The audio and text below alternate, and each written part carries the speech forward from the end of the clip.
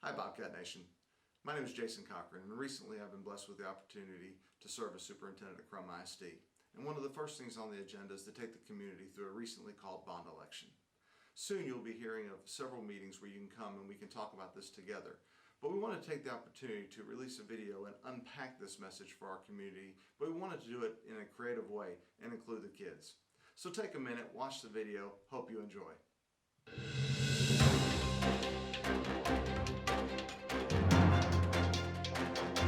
Hi, I'm Emily Harrison with Krum News for Kids.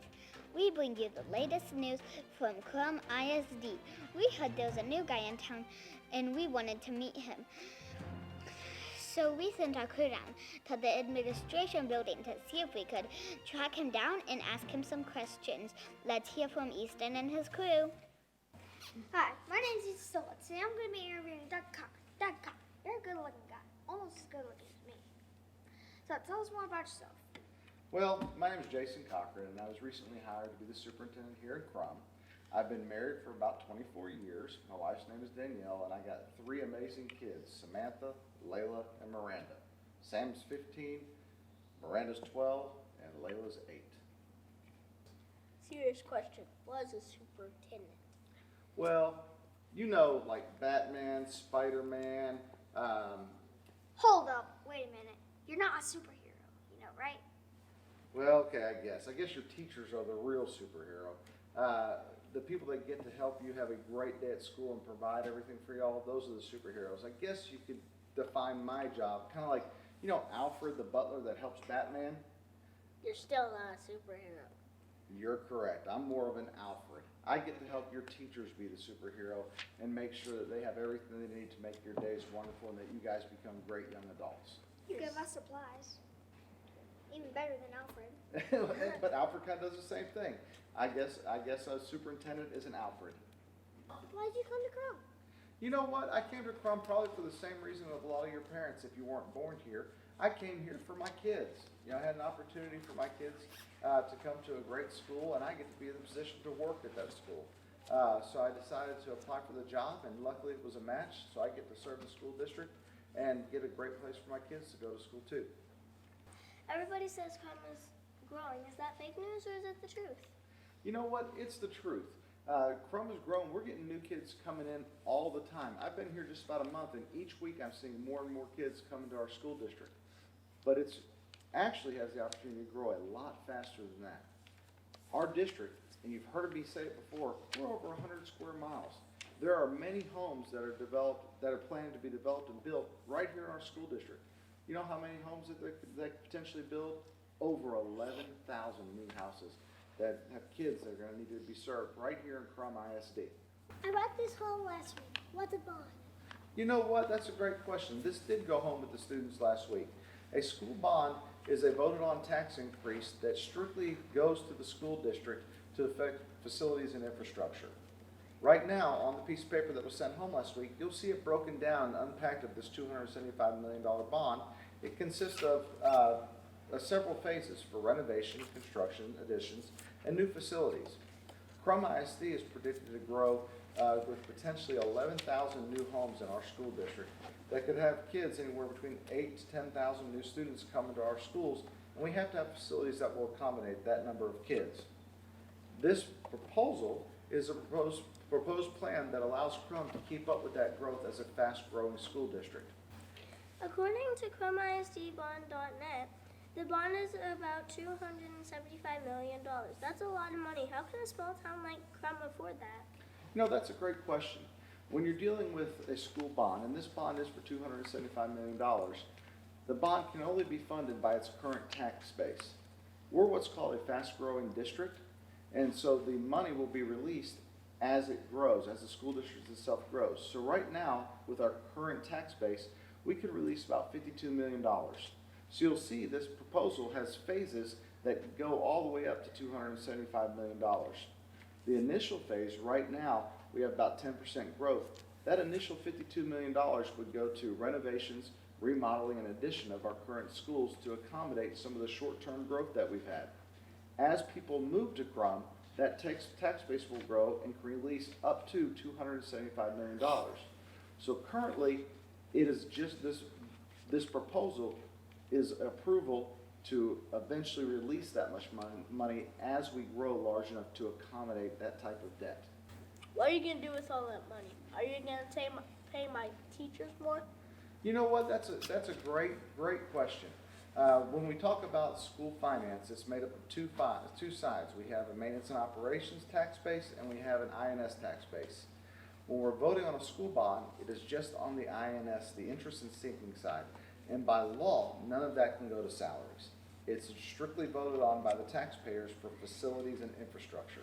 So unfortunately, it is not allowed to go towards teachers' salaries. The maintenance and operation, which is voted on annually by the school board, that defines, in that budget, defines the teachers' salaries. So this one cannot affect affect teachers' pay. Nothing voted on by the taxpayers on the INS side of the school bond is allowed to go to teachers' salaries. I heard there was a new school in town. Will I get to go? Well, as you saw on that flyer that was sent home to your parents, as the growth occurs, money will be released, and at some point we're going to have to accommodate growth and build more elementary schools. But next year, no, we're not going to have a new school on the ground for you to go to just yet. When the growth occurs, that will define the location that has to come of the new high school, of the new elementary school. And if you're still in the elementary school and that happens, you may or may not, depending where you live, go to the new school, or you may go to the current school you're at right now. Okay. So maybe you'll go to the new high school. What's going to happen to the old high school? Well, that's another great question. When you look at developing this bond, there was a group of community members that kind of defined what the district's needs were before we called the bond election. After the bond election, there's going to be a oversight committee that's going to have input as we grow in Krum ISD to make sure that all our needs are met according as we grow. So we'll have, over the next 10 years, time to plan. So you take the old high school, for example. If we're growing to the point where the kids that need to transition from the middle school go to the high school, they're going to need a larger facility. So that facility is going to need to be remodeled and changed and accommodated for a larger middle school as we build an off-site high school to accommodate a larger district. I love bobcats as much as the next Cochran, but why do we really need a new football stadium? Well, remember, when we talk about this bond proposal, that we're saying that the district's going to grow to a size that doesn't fit in our normal high school that we have now, almost 4 times as big.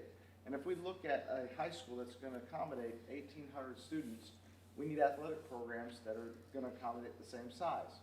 So the football stadium that would have to be built would have to seat over 6,000 people. Currently, when you put in a bond proposal, anything that seats over 1,000 people that are connected to a school building has to be on a separate proposition.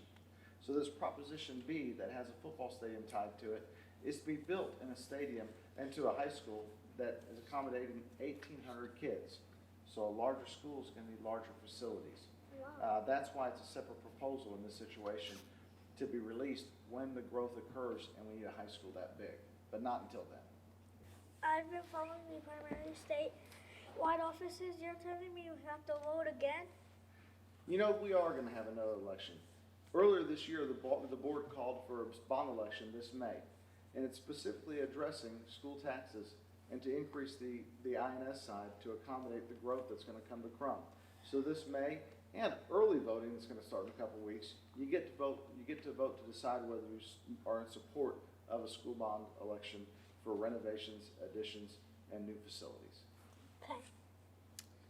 If this passes, will it raise my family's taxes? You know, that's a great question. If it passes, the 11.5 cents on the average taxpayer in Krum ISD on the tax values, their home is about $243,000 on the average.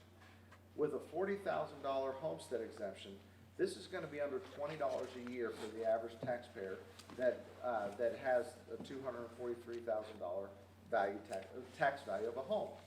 Now, we understand the values are all over the place for people in our community. They can go to the school's website and put their home value into a calculator to see how it would affect them personally. But overall, it's an 11.5% tax increase on the INS part of the value for our school taxes. My grandpa is really worried. He thinks his taxes are going to go up. How will this affect him? You know what? That's a great question. Anybody over the age of 65 gets 0 tax increase. Their taxes are frozen. So in this election, he gets to share his opinion whether he wants it or he doesn't want it. But in this particular situation, if they're over 65, everybody in Krum ISD that votes will not receive a tax increase if they're over the age of 65, but they still get to decide whether they're for it or against it. But their taxes are currently frozen and will remain frozen even after the election. Wow, I kind of want to be 65 now. Well, I won't be able to vote for another 10 years. But my cousin is 18. Where will I tell him to go vote? That's awesome. You know what? The administration office that we're sitting in right now will be a voting location. This May, they can come vote here, and also other areas around us in Ponder, Sanger, Denton, and some other areas where your cousin may work. They're going to be voting on issues too, and they can go vote there for the school, for the Krum ISD bond as well. If it's close to their work in the surrounding areas, they can vote for our election there, and the votes will count for Krum ISD. Care to predict how our Bobcats going to do next season? Well, as you grow up as a Bobcat, you're going to hear me say many times, I have one standard. I don't want to be the best, just better than everyone else. Thanks for that, Cochran. Thanks. Now back to Evian Studios. Thanks, Easton. Anyone who is registered to vote can vote in that bond election beginning April 25th for early voting. Election day is May 7th. This is Everly with Krum News for Kids signing off. Bobcat, fight never dies.